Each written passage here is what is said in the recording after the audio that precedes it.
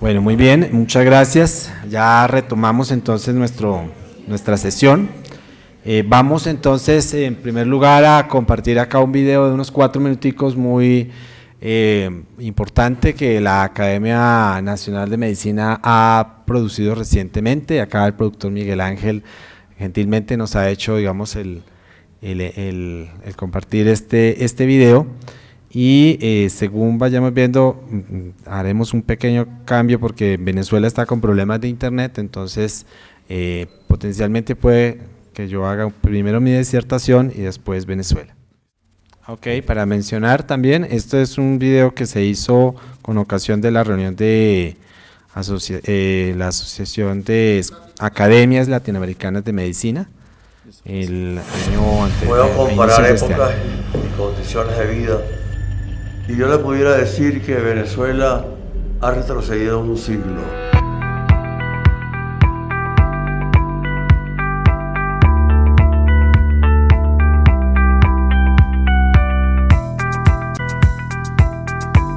Las condiciones de la medicina venezolana están supeditadas a una grave crisis social, política y económica.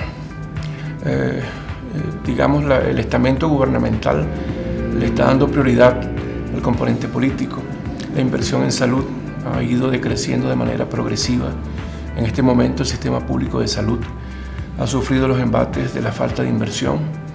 No existen las provisiones de tratamientos para ninguna de las patologías convencionales que requieren la terapia en el país.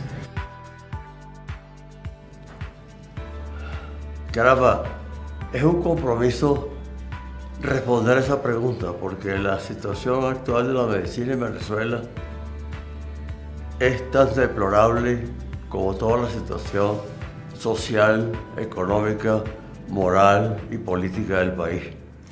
La situación de la medicina en Venezuela actualmente está en muy malas condiciones, determinada fundamentalmente por conceptos equivocados sobre cómo se implementa un sistema de salud y seguidos también por una economía mal manejada que ha llevado en los momentos actuales a un déficit muy importante de medicamentos y de insumos médicos que han prácticamente determinado lo que hemos calificado como una crisis humanitaria. En este momento tenemos una grave situación en área endémica de malaria que ha sufrido un repunte extraordinario en los últimos años. Hay una alta mortalidad, no hay terapia antimalárica. Igualmente la reaparición de patologías como la difteria, el sarampión. Esto basado en que se ha perdido el programa de vacunación por la no provisión de las vacunas. El primer país de América que erradicó el paludismo fue Venezuela. Ahora tenemos paludismo, tenemos difteria, tenemos sarampión, tenemos tuberculosis, enfermedades que yo había visto cuando estaba estudiando medicina y después más nunca. La red de atención primaria desapareció y por otro lado entonces los hospitales están mal dotados de insumos, de recursos y a la vez están sobrepasados en su capacidad de atención precisamente porque no existe una red de atención primaria. Las enfermedades infecciosas como la malaria, enfermedad que había sido dominada en nuestro país gracias a los esfuerzos del maestro Arnoldo Gabaldón y su equipo sanitario, ha tomado un auge tal que para este año se estiman unos 200.000 casos de malaria al año. Enfermedades que habían desaparecido como la difteria, porque existe una vacunación antidifterica que previene esa enfermedad, están apareciendo nuevamente. Ha habido casos ya de difteria, en los cuales pues simplemente porque no ha habido un programa de vacunación adecuado. Y desde el punto de vista formativo, las universidades están experimentando una crisis muy grande, primero por falta de profesores, que muchos de ellos han ido, y por falta de alumnos. Hay posgrados actualmente que prácticamente ambas están vacíos. De manera que en realidad lo que en este momento están haciendo es nada. Nosotros tenemos la esperanza de que pronto podamos cambiar esa situación y volver a recuperar el país y la salud.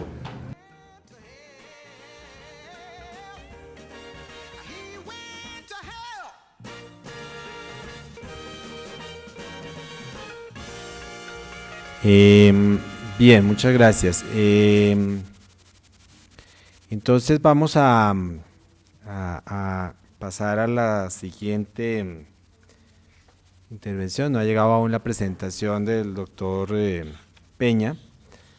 Yo tenía, digamos, acá programado, mi intervención se tituló Conflictos geopolíticos y salud pública más allá de lo inmunoprevenible. Un poco para introducir voy a tocar unos temas que de pronto parecen poco conexos, pero que pues a la final son bastante relevantes frente a lo que debemos y tenemos que tener en cuenta en términos en Colombia como en términos de política. Lo primero es recordar que el 11 de septiembre del 2001, Colin Powell, el secretario de Defensa de los Estados Unidos, viajaba a Colombia. Y en el transcurso de su viaje sucedió el atentado a las Torres Gemelas y eso hizo que él retornara a su país. No llegó a Colombia, él venía con la misión de fortalecer o reforzar lo que se había llamado el Plan Colombia, ¿cierto? Que era un plan básicamente de asistencia militar al país en una época de una situación de fortalecimiento o reforzamiento de la capacidad ofensiva de las FARC, como ustedes recuerdan, y obviamente todo un problema, digamos, relacionado, todos los problemas conexos de orden público que tenía el país. A raíz de esa situación, el país, o más bien Estados Unidos, reenfocó sus recursos de defensa y digamos dirigió sus esfuerzos a Irak. Y recordemos que eso terminó siendo, digamos, en buena medida parte de el desencadenante de la guerra de Irak, las Torres Gemelas, ¿cierto? Colombia participó de una u otra manera en la guerra de Irak. El embajador Alfonso Valdivieso, el exfiscal Alfonso Valdivieso, sirvió como director del Consejo de Seguridad Temporal, que fue el que avaló el ataque a Irak, ¿sí? Y de una u otra forma eso llevó también a que se dispararan los precios del petróleo. Recordemos que en esa época el precio del barril llegó a $100 el barril y permitió efectivamente que economías dependientes del petróleo, como la economía venezolana, pues realmente tuvieron una época boyante y se desarrollaron una serie de cambios importantes desde el punto de vista de la geopolítica regional. Efectivamente, en esa época el presidente Chávez tuvo un margen de maniobra bastante importante, al punto de, digamos, tan importante que cuando tuvo su alocución en las Naciones Unidas perfectamente pudo decir, después de que pasara el presidente Bush, que todavía olía a azufre en ese estrado. El presidente Chávez se mantuvo, pues, como sabemos, casi cuatro periodos hasta su muerte, pero de una u otra manera, la situación fue cambiando en el tiempo, ¿cierto? Después de la muerte del presidente Chávez, vino todo este tema, no solamente del bloqueo económico, sino del cambio de situación política en Venezuela, con una situación realmente de crisis estructural, unas políticas, digamos, internas y unas confrontaciones internas, pues entre las oligarquías, entre los partidos políticos, etcétera, etcétera, que como vemos, pues ha terminado derivando en una emigración masiva de venezolanos a otros países, no solamente a Colombia, sino a otros países. La semana pasada el presidente Trump iba a venir a Colombia, iba a participar en la Cumbre de las Américas, ¿cierto? Pero hace 6 meses ya había hablado con nuestro presidente Santos y con varios países de la región, motivándoles a una intervención armada, a una invasión o a una especie, digamos, de intervención desde la región en la que Colombia sería parte, digamos, de ese proceso, o sea, serviría unas bases militares para poder hacer, digamos, ese ejercicio de esa invasión. Por fortuna el presidente Santos, digamos, tuvo una posición equilibrada y consideró que nuestro país en este momento está llamado a ser un garante de paz y no a un generador de conflictos. Pero la intención de Estados Unidos sigue siendo latente en términos de poder participar, así como lo hizo con Siria, ¿cierto? O sea, lo que pasó hace 8 días, el ataque, o menos días, pues digamos el ataque a Siria, es una muestra de que Estados Unidos pues no respeta el orden internacional o las instancias internacionales como debería ser la Organización de Naciones Unidas, sino que desarrolla acciones unilaterales, ¿cierto?, para querer recomponer el orden mundial. Todo esto pues para decir que la crisis de Venezuela no es, digamos, no es una cuestión que avisore que va a ser de corto aliento, sino que pues hasta que no se haya un cambio en el régimen, pues nosotros tendremos que estar preparados no solamente para la atención de un evento como sarampión o difteria, sino que realmente todo el conjunto de enfermedades y de eventos en salud, Colombia tiene que prepararse, ¿cierto?, no solamente para la respuesta integral y para garantizar un derecho humano fundamental pues a nuestros hermanos venezolanos, sino también, digamos, en términos de facilitar realmente esa atención. Bueno, importante acá decir, yo creo que lo más importante es decir que esto nos sirve de lección en términos de que nosotros podamos realmente reconocer algunos elementos, hitos en términos de seguridad sanitaria y soberanía. El ejemplo de Venezuela pues realmente es un ejemplo de una economía dependiente por un lado, de un solo producto, una economía donde pues tenemos que saber no solamente este bloqueo económico, lo que ellos llaman la guerra económica y los conflictos internos derivan de bueno, cómo se accede a un recurso natural como es el petróleo, ¿cierto?, sino que por supuesto hay una amenaza latente de Estados Unidos que quiere, digamos, o necesita hacerse a al recurso petrolero, a unas reservas de petróleo, dado que pues su principal fuente de energía es el petróleo. Y Colombia tiene que aprender de ello en la medida en que, así como está pasando en Venezuela, todo lo que tiene que ver con seguridad sanitaria, entre ellas seguridad alimentaria, seguridad en materia de provisión oportuna de medicamentos y seguridad en términos de lo que tiene que ver hasta con el acceso a vacunas, ¿cierto? Hasta con el acceso a vacunas tiene que ser una parte importante.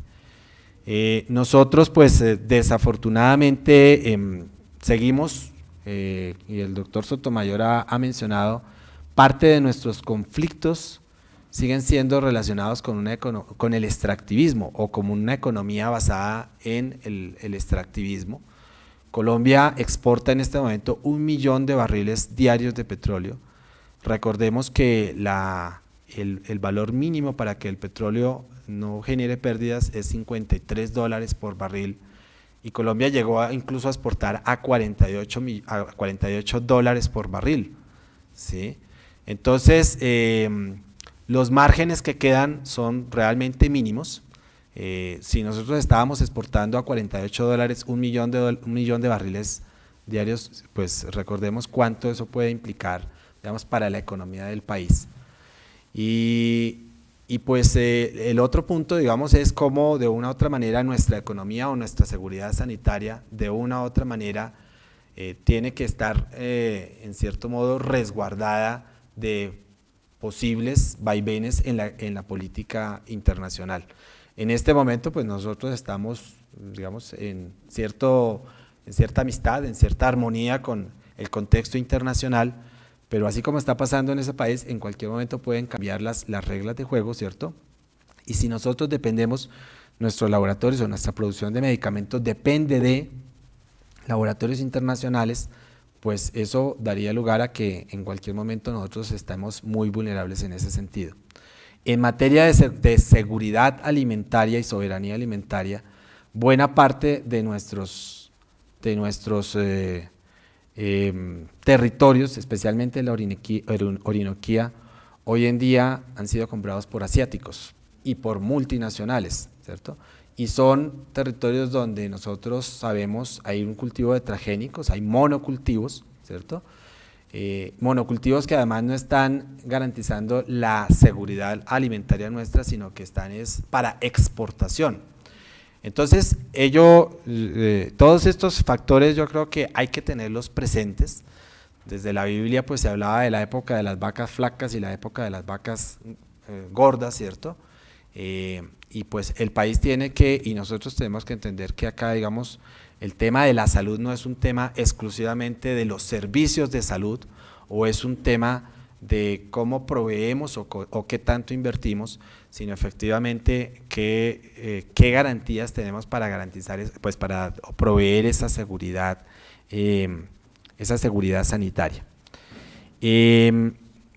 Importantísimo entonces, yo creo que tener presente esto, porque pues el doctor Sotomayor nos hacía una pregunta incitadora al principio de su intervención, y es el tema de, bueno, ¿cuándo las revoluciones éticamente son justas, cierto? Creo que pues él toma unos casos y los impactos en salud. Él mencionaba el caso de China, mencionaba el caso de la epidemia de beriberi en Cuba, etcétera, etcétera, y cómo de una u otra manera se llegaron a presentar gran número de muertes por dar cambios estructurales a un orden establecido, a un orden social establecido, ¿cierto? Pero decir que pues respetando por supuesto las dinámicas internas que cualquier país tiene, y pues lo que llaman la soberanía y la decisión propia de los pueblos.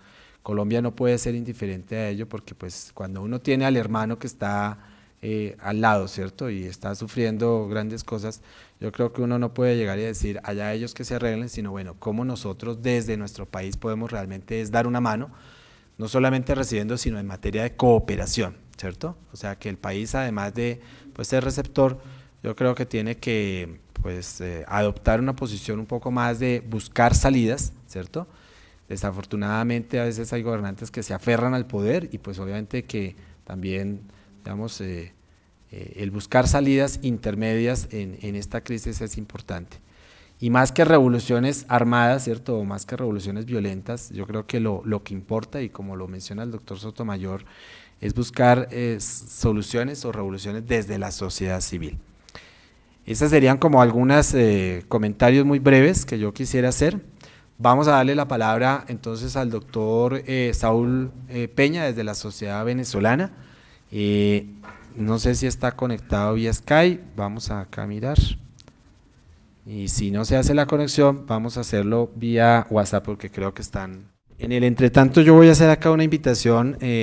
Tenemos la presencia de Norerlinda Cadena. Ella es coordinadora de salud pública de Norte de Santander, y pues especialmente nos pareció muy valiosa la presencia, digamos, desde un territorio de frontera, para que también nos presente en breves minutos, 5 minuticos, un poco la percepción que hay en términos de, bueno, la capacidad de respuesta, las dificultades de respuesta, los desafíos que tendríamos, porque pues bien lo decía el doctor Orlando Castillo, este año, si no estoy mal, se han notificado por la vigilancia intensificada cerca de 1.200 casos de sarampión, y eso obviamente genera una tensión, unas dificultades de respuesta en los territorios.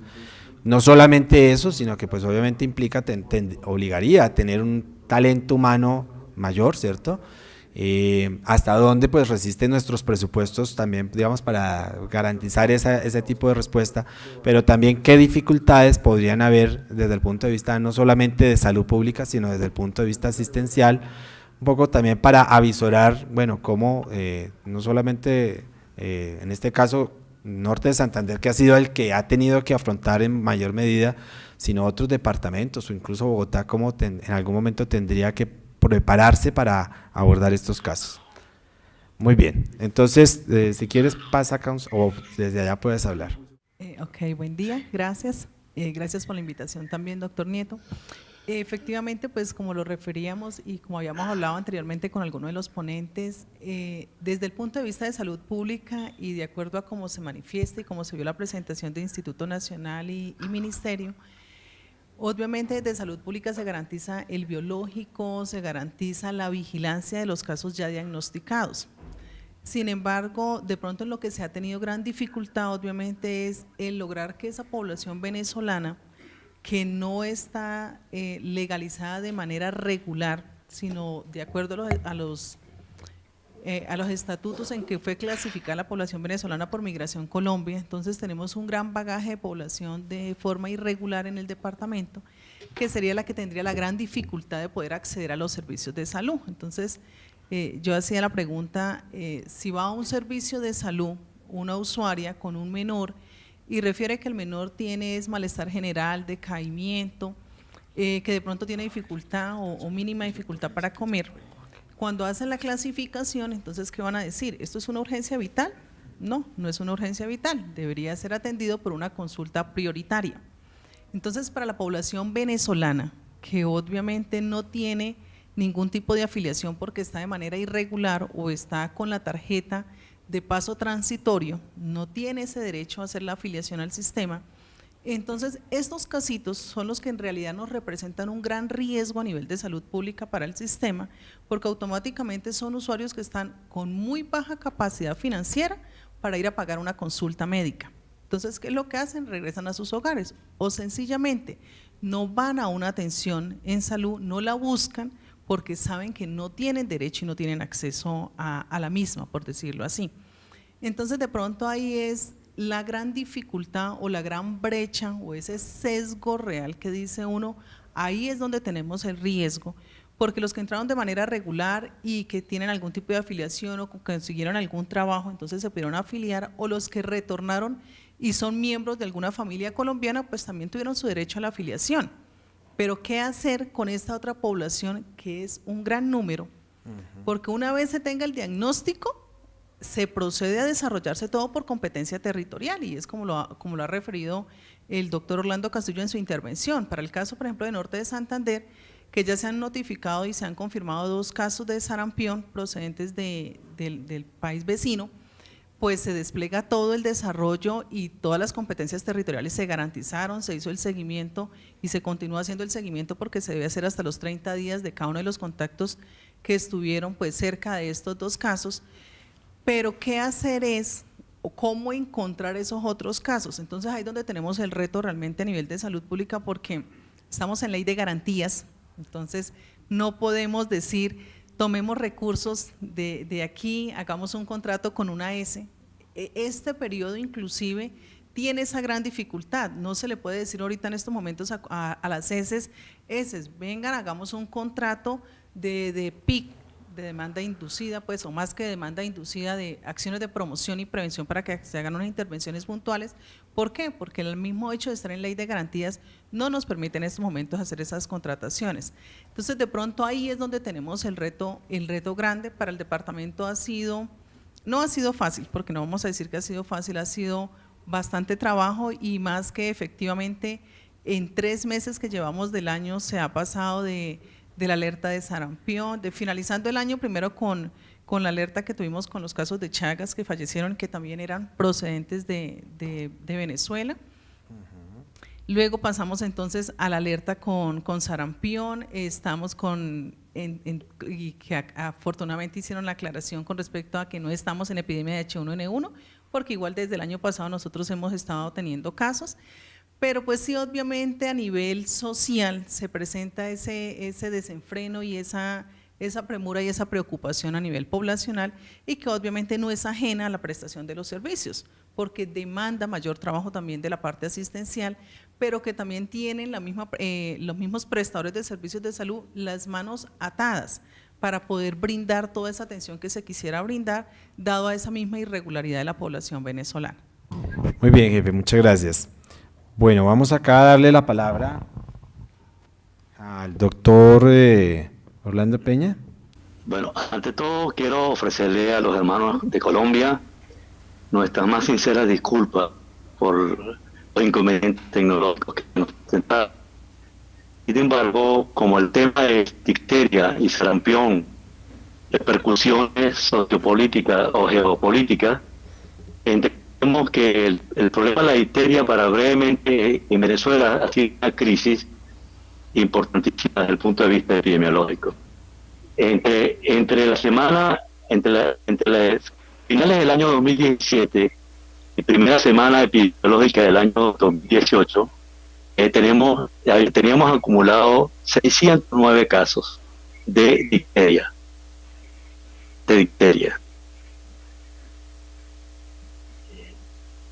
Y es importante, en cuanto a difteria, los casos de sarampión notificados entre el año 1990 al año 2016 se notificaron aproximadamente entre el 2009 al 2016 aproximadamente 50 casos de sarampión ubicados en el estado Bolívar al este de nuestro país de Venezuela, que es lo que llamamos la parte oriental de Venezuela. Sin embargo, en la capital de la República encontramos también casos de sarampión. La ubicación de los casos de sarampión por parroquia y resultados de confirmación en el estado Bolívar entre el 1 de julio y el 19 de septiembre de 2017 es aproximadamente una sumatoria de casi 300 casos que fueron confirmados por estudios epidemiológicos. Los casos confirmados del 1 de julio al 19 de septiembre, a pesar de eso, pues sin embargo eran 38 casos. Todos circunscritos en el estado Bolívar, que es en la parte del este de Venezuela, cerca en frontera con Brasil. Sin embargo, para el año 2018, lo que llamamos la octava alerta sobre epidemia de difteria, nos encontramos con una situación real en nuestro país desde el punto de vista epidemiológico. Insuficiencia, inconsistencia y discrepancia en la información disponible. La Organización Mundial de la Salud publicó el 28 de febrero del año 2018 quinta actualización sobre difteria en el continente.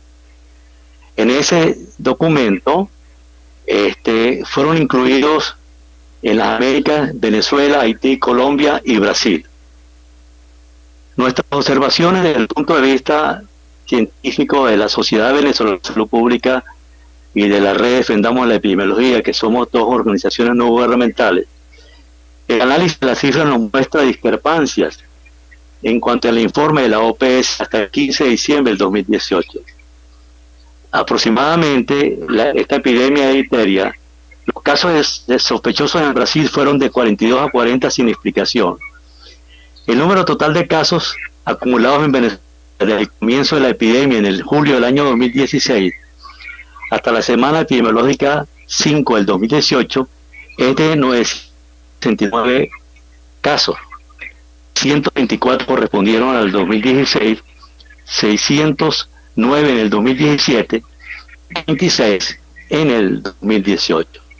Les tenía unas láminas para que ustedes la vieran, para que verificaran la situación. Los escasos datos que actualmente hemos recolectado en las primeras 8 semanas del año 2018 nos indica que Venezuela sigue ocupando el primer lugar en los casos notificados en el continente. 36 a 43 casos, casi el 83,7%. Un caso en Colombia, confirmado y fallecido, que fue importado de Venezuela. Un niño de 3 años, identificado en la primera semana de enero en el departamento del Guajira. Es el segundo caso que se conoce exportado desde nuestro país a nuestro país vecino, Colombia. Un caso en Brasil y 5 en Haití. Los datos vistos en los datos epidemiológicos en la semana, hasta la semana epidemiológica número 5. Consideramos que la epidemia sigue activa en 9 entidades federales, inclusive estados vecinos a Colombia. Para el 18 de marzo publicamos la 13ª alerta de sarampión, donde la titulamos "Avanza la epidemia de sarampión y se disemina a Brasil, un caso exportado a Colombia". En esta oportunidad, la Organización Panamericana de la Salud publicó el 9 de marzo del 2018 y luego el 16 de marzo del 2018 actualizaciones sobre sarampión. Destacamos del primer documento que en la región de las Américas, que en los primeros meses del 2018 son los 8 países que han notificado casos confirmados. Antigua y Barbuda, 1 caso. Brasil, 8 casos. Canadá, 3 casos. Estados Unidos de América, 11 casos. Guatemala, 1 caso. México, 1 caso. Perú, 1 caso. Venezuela, 159 casos. Y en esta misma semana, Colombia, con 1 caso importado desde Caracas, Venezuela, directamente a Medellín. Por eso nosotros, como sociedades científicas, hicimos una observación al gobierno venezolano, al Ministerio de Salud, donde enunciamos el sarampión es una enfermedad reemergente en Venezuela. Y tenemos un gráfico que elaboramos en los casos confirmados de sarampión en las Américas, de la semana epidemiológica 1 a la semana epidemiológica 8 del año 2018. En Venezuela 159 casos, en Brasil 8, en Canadá 3, en Guatemala 1. En nuestro país, las entidades federales que han confirmado casos de sarampión son el estado Zulia, que queda zona fronteriza con el estado, con la República de Colombia, el estado Apure, el estado Barinas, el estado Bolívar y el estado del Tamacuro. Son estados que de alguna manera están vinculados con la hermana República de Colombia. En la semana epidemiológica número 11 del año 2018, en Colombia se notificó un caso de sarampión que corresponde a un niño masculino de 14 meses de edad, actualmente hospitalizado de nacionalidad venezolana y procedente de la ciudad de Caracas, Venezuela. El caso fue reportado por el municipio de Medellín, departamento de Antioquia. El niño llegó al país un cuerpo de sarampión y a través de un estudio de un hisopofaringio positivo el 14 de marzo. Por lo tanto, nosotros en una gráfica que tenemos en los países de las Américas, sobre todo en la Suramérica, encontramos diferentes casos en los diferentes países muy cercanos a Colombia. Por eso nosotros consideramos en Venezuela, el ejercicio de la medicina en la Venezuela de hoy es heroico.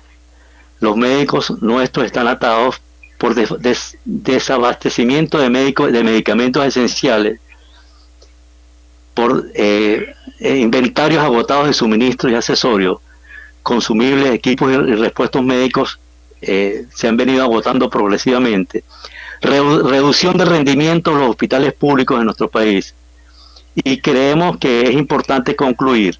Existe una incapacidad del sistema de salud, no es capaz de promover la salud, el deterioro del acceso y cobertura a los servicios de asistencia médica, deterioro severo de la infraestructura, mantenimiento y actualización planificada de recursos humanos, técnicos y equipos, carencia extrema de medicamentos e insumos esenciales, grave déficit de personal altamente calificado.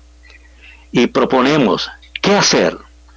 Resistencia pacífica, crítica y activa, de acuerdo a nuestra Constitución en el artículo 350, desobediencia civil en el artículo 333, reclamo consistente de las garantías para el ejercicio de los derechos ciudadanos, el derecho a la salud, alianzas para recuperar la libertad, construcción de resiliencia como camino a la esperanza, reconstrucción y fortalecimiento institucional, planificación de asistencia y financiamiento extraordinario nacional y de ayuda internacional.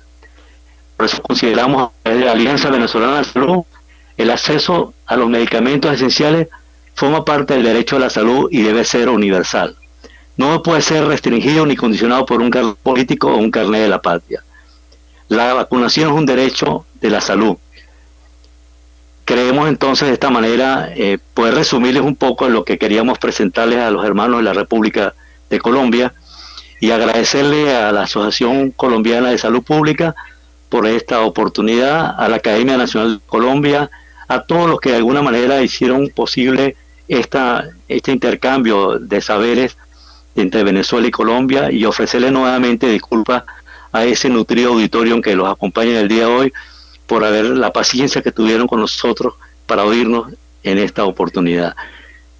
Queremos finalizar diciendo, Venezuela es un país saludable en paz y armonía, y por eso nuestros hermanos colombianos deberían estar, si nosotros logramos esa paz saludable, ese país saludable, podríamos estar en paz y en armonía ambos países. Muchas gracias a todos ustedes. Muchas gracias, doctor Peña. Bueno, Vamos a abrir entonces un espacio de pronto, si hay algún comentario, pregunta, alguna reflexión que quisieran, no solamente, digamos, bien a las últimas intervenciones, sino también como de pronto de los participantes, alguna reflexión. Por favor, el señor Miguel Ángel. Muchas gracias. Yo pienso que es muy importante realmente el papel que juegan los medios de comunicación, porque realmente el alcance que se tiene es tan amplio y la responsabilidad que se tiene de comunicar también, porque hay muchos vacíos. Infortunadamente, por la situación económica que vivimos internamente antes de la migración venezolana, ha hecho que muchas personas pues también se predispongan y pues ahorita con el tema de salud que se está viviendo pues se incremente más y realmente no toquemos esa parte, esa sensibilización que somos como seres humanos. Por parte de los medios de comunicación realmente no se ve o no se percibe la necesidad de la ayuda humanitaria que hay que tener en este caso.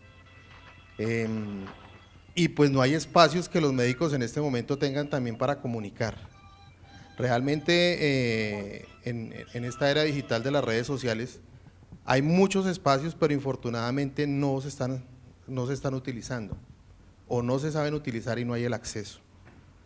Y realmente pues la parte de sensibilización y sin ánimo de pronto a echar el garrotazo, los primeros en sensibilizar a nosotros son los académicos, porque son los que nos enseñan realmente qué es lo que está pasando.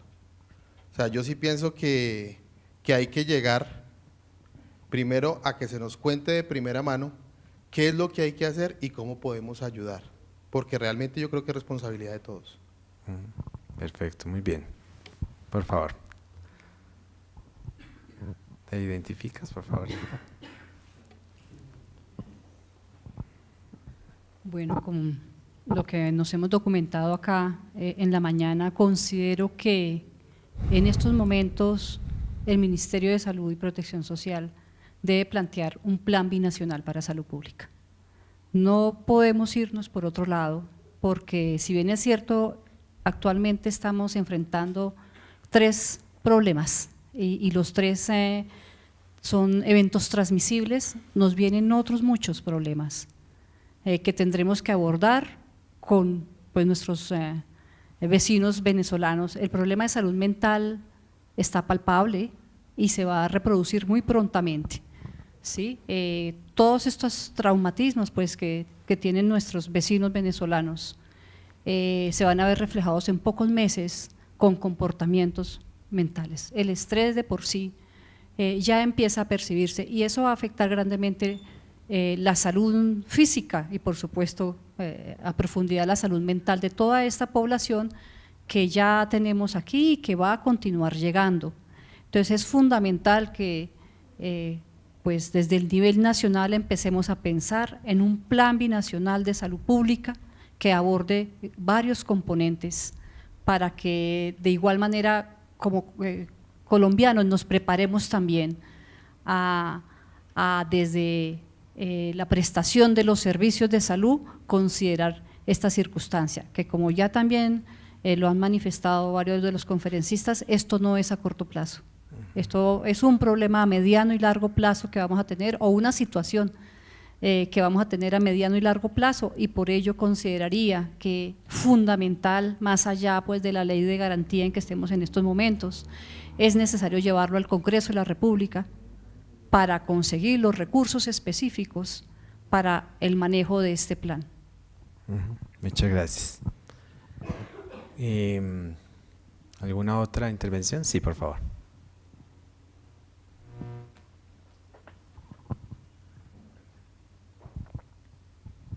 Buenas tardes, mi nombre es Liliana Sandoval, yo soy residente de pediatría de la Universidad Javeriana.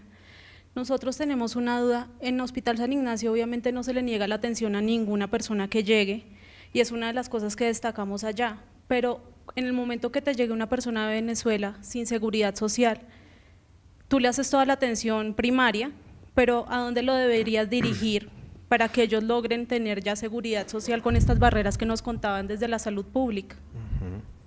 Correcto.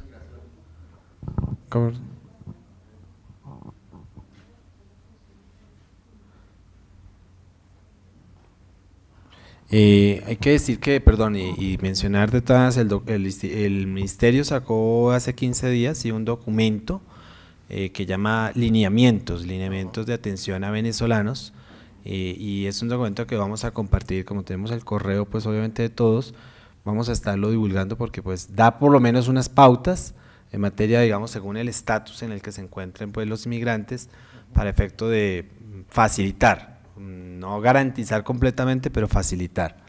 En este momento hay una orden de Cancillería y de Presidencia de la República, y es que toda la atención primaria, tanto en educación como en salud, hay que darla, la primaria. Ya para entrar a profundizar, ellos sí tienen que legalizar su estadía aquí en el país, pero entonces ellos tienen que ir directamente a… Hay unos centros que se llaman de atención al migrante, creo que en varias localidades las hay, pero eso en la página web de la Cancillería están los centros de atención para ellos. Okay. Y para concluir, decir que realmente, así como nos menciona la jefe Erlinda, si los venezolanos, digamos nuestros hermanos venezolanos tienen problemas de acceso a servicios, hay que decir que en el fondo los colombianos seguimos teniendo un problema estructural en torno al derecho fundamental a la salud. Hasta tanto nosotros no seamos absolutamente conscientes que la salud no es un derecho todavía, porque uno termina pagando un derecho, ¿cierto? Termina cotizando mensualmente para comprar un derecho, ¿cierto?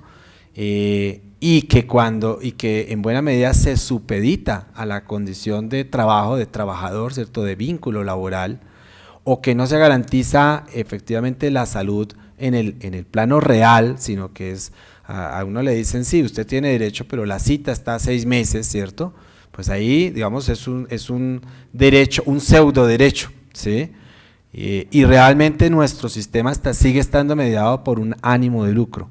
Entonces, entender eso y hacer conciencia de eso me parece que es supremamente importante, máxima en este momento, digamos, en que estamos en un momento de definición de presidencia, ¿cierto? O sea, el rumbo que tomemos en materia de salud es un rumbo importante, porque nos permite decir, bueno, vamos a realmente a lograr reformas estructurales, o lo que vamos a intentar, digamos, es a prolongar un modelo que sigue siendo un modelo que atenta contra el derecho real a la salud, ¿sí? Eso yo creo que tenemos que hacer conciencia, y efectivamente parte de nuestra ciudadanía y parte de nuestro ejercicio como sujetos políticos realmente es no ser, digamos, ir mucho más allá del discurso, ¿cierto? Y entender realmente cuáles son las intencionalidades en general de las diferentes propuestas políticas. Bien, yo creo que ha sido una jornada, hay una intervención del doctor Sotomayor. Yo quisiera hacer como una reflexión de tipo ventaja y desventaja. Digamos, ser miembro de un país como el colombiano, con ese poder que hemos visto hoy desde el punto de vista sanitario, poder relativo con respecto a Venezuela, eso nos da una ventaja de tipo político, cuando ha habido tantos roces en estos dos países. Es la misma ventaja que tienen los judíos con respecto a los árabes. Israel tiene una ventaja sobre los árabes porque tiene mayor educación y mayor salud. Nosotros tenemos esa ventaja sobre Ecuador, sobre el país límite de Brasil, Perú y Venezuela. Pero es una ventaja relativa, se puede acabar en cualquier momento. Es una cosa importante. La otra es que evidentemente tenemos que seguir luchando para mejorar nuestro nivel de salud, como lo hemos visto y les he comentado a ustedes, para dar mejor vida a los colombianos, entender que tenemos un derecho sobre la salud y exigir un control superior sobre lo que se llama la economía extractiva. El país Colombia tiene un problema gravísimo con la economía extractiva. Ese es nuestro talón de Aquiles. Tenemos que plantearnos alrededor de la salud un problema de tipo político, como dije yo, un problema de tipo bioético. Los médicos colombianos, las médicas colombianas tenemos que tener un discurso de oposición consistente y duro contra la explotación desordenada de los medios de producción de minería. Eso es la causa de nuestra enfermedad, lo que produce malnutrición, lo que produce hambre, lo que produce sed, lo que produce malaria, lo que produce contaminación con mercurio. Ese es nuestro problema. Entonces yo pienso que los médicos tienen que tener un discurso bioético serio alrededor de eso. Álvaro. Es que la economía extractiva es la base de la corrupción, porque es la que ha enseñado a que nuevas generaciones se alimenten de medios económicos baratos y que no cuestan trabajo, a diferencia de lo que hacen otros países que guían su riqueza a través del trabajo individual de cada persona, que forman día tras día y año tras año. Aquí esto se volvió una rapiña porque son cosas que se sacan en 10 o 15 años y por supuesto las personas que están interesadas y que tienen derechos para poder, digamos que le hemos conferido nosotros derechos y que ellos, como ayer hicieron en el acto legislativo, que pasaron por encima de 5 millones de firmas de los colombianos, estos clase de políticos, y desafortunadamente tengo que hablar del tema político porque ustedes están hablando de política. Esta economía extractiva es la que nos va a dañar terminantemente como nación, nos va a acabar, seguir rompiendo en dos, porque la polarización viene básicamente en la mala distribución económica y en que los recursos económicos que está produciendo la economía extractiva son recursos que van solamente para un determinado sector de la población. Muy bien, muchas gracias. Sí, otra. Buenos días, mi nombre es Olga Lucía Álvarez y vengo de la Secretaría Distrital de Salud, soy la coordinadora del Grupo PAI. De allí quería hacerle una referencia a la inquietud que hacía aquí la doctora. Desde la Secretaría de Salud se organizaron 7 centros para atención prioritaria a los venezolanos. A nivel de vacunación nosotros no le colocamos ningún tipo de barrera. Si ellos no tienen ningún certificado de documentación, se registran, no quedan registrados dentro de nuestra base de datos, pero sí quedan registrados en un físico, donde también entran dentro de nuestro número de cubrimiento de coberturas que estamos haciendo con ellos, y se les hace un seguimiento constante para hacer los llamados y decirles a ustedes les corresponde ya nuevamente las Pero dosis. la atención integral en y salud la atención está integral, tenemos limitada. 7 puntos dispuestos en la ciudad. Aquí es que acabé de pedir la foto porque no tenía exactamente los nombres. Entonces tenemos un punto que se llama el CAPS de San Cristóbal, que queda San Cristóbal Norte, o sea en la localidad de Usaquén. Tenemos otro punto que es el CAPS de Suba, que está directamente en Suba. Un CAPS de Zona Franca que queda en Puente Aranda. El CAPS de Pablo VI Bosa, pues que está en la localidad de Bosa. La US de Candelaria, que queda en la localidad de Ciudad Bolívar. En Candelaria Baja, que es digamos de fácil acceso. Y tenemos el CAPS de Vista Hermosa, que ese sí queda arriba en Ciudad Bolívar, y el CAPS de Altamira, que está en la localidad de Rafael Uribe. Entonces, o sea, la indicación es cualquier circunstancia que tengan en algún centro hospitalario tal, pueden remitirlo directamente a estos centros de atención. Entonces, como estos son puntos que tienen atención, pues digamos en horarios hábiles, y cuando son urgencias y que son ya en las horas de la noche, tenemos pues el punto de Simón Bolívar, digamos los hospitales de tercer nivel, que es donde se hace la atención con ellos. Bueno. Sí, claro, sí señor. Ok, perfecto. Bueno, muy bien. Yo creo que ha sido muy ilustrativo, muy productiva la jornada de hoy. Agradecemos a la doctora Diana Gabaza, a la Academia Colombiana de Pediatría y Puericultura, a la Sociedad Colombiana de Historia de la Medicina y por supuesto a la Academia Nacional de Medicina por darnos esta oportunidad de compartir el día de hoy. Muchas gracias a todos y que pasen una feliz tarde.